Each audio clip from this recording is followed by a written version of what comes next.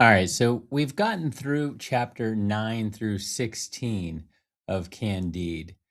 It's a fast read, the pace is incredibly quick, and I hope that you're slowing it down to kind of enjoy some of the ridiculousness of it.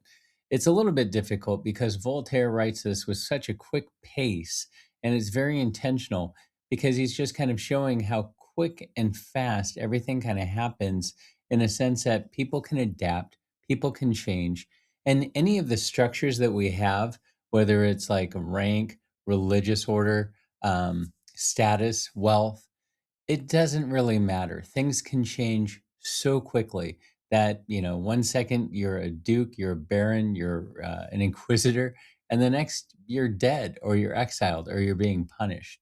And the world just keeps moving on at this incredible pace. And as we can see, people start to adapt from that. Going back to chapter 8, the history of Cunegonde, um, this is kind of that ridiculousness. Remember, Cunegonde and Candide are both from the school of Pangloss, and they think he's the wisest philosopher ever. And so everything happens for a reason. God is ordaining everything. So in chapter 8, I was in bed. This is the story of Cunegonde. I was in bed and fast asleep when it pleased God to send the Bulgarians to our delightful castle at Thunder Tentronk. They slew my father and my brother and cut my mother in pieces. A tall Bulgarian, 6 feet high, perceiving that I had fainted away at the sight, began to ravish me. This made me recover. I regained my senses. I cried, I struggled, I bit, I scratched. I wanted to tear out the Bulgarian's eyes. Not knowing what happened at my father's house was the Not knowing what happened at my father's house was the usual practice at war. This is all normal. This is the normality of it. It's brutal. It's terrible. 1 minute the castle was completely fine and wonderful, but it pleased God to send the Bulgarians in. Now, obviously, this is Voltaire very critically analyzing or looking at this situation. So there's a lot of this within chapters 9 through 16. Right, we have Candide getting back with Cunegonde and immediately has to kill Don Issachar and also the Grand Inquisitor very quickly, very fast. This whole thing happens and they're sent off. The ridiculousness of this violence, it's just so sudden and comical. But again, the world keeps moving at this incredible pace. So it is that brisk narration. And then we get the story of the old woman and just her compounded suffering and all of the terrible things that she's had to endure.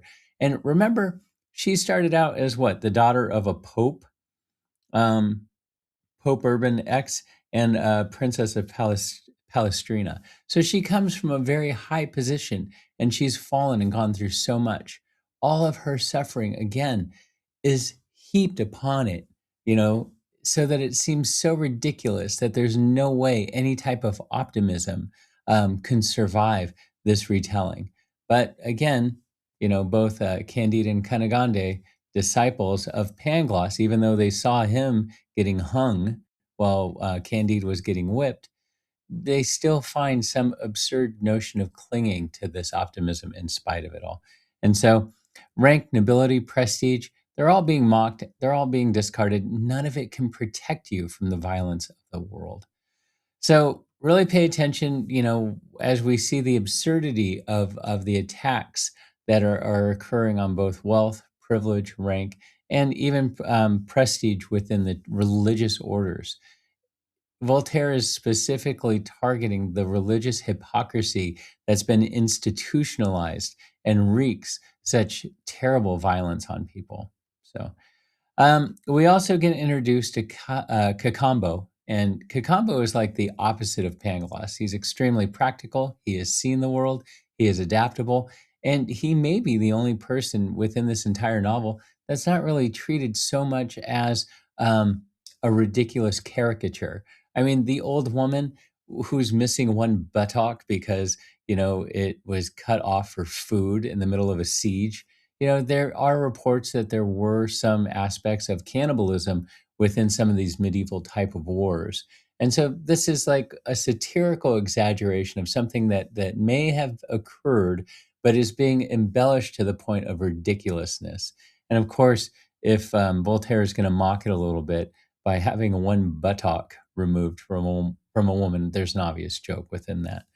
Um, all right, so Kakambo kind of provides us with a stability and something a little more not satirical within the treatment.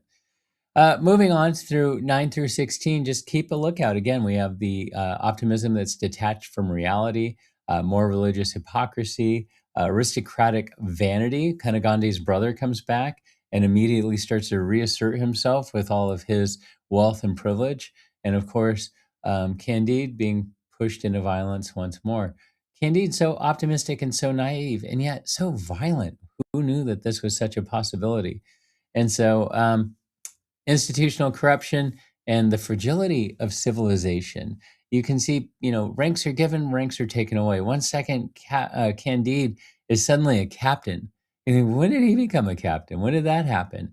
But again, these titles mean nothing to Voltaire, right? They can be just given without any type of earning of it, right? And then it can be stripped away, right? One minute you have rank and you're privileged, and the next thing you know, you have to adapt to a world that treats you cruelly. So, um, again, don't just pay attention to the plot points. The plot points are just absurd. It's fast. You'd fill a page with an outline of all the ridiculous things that occur.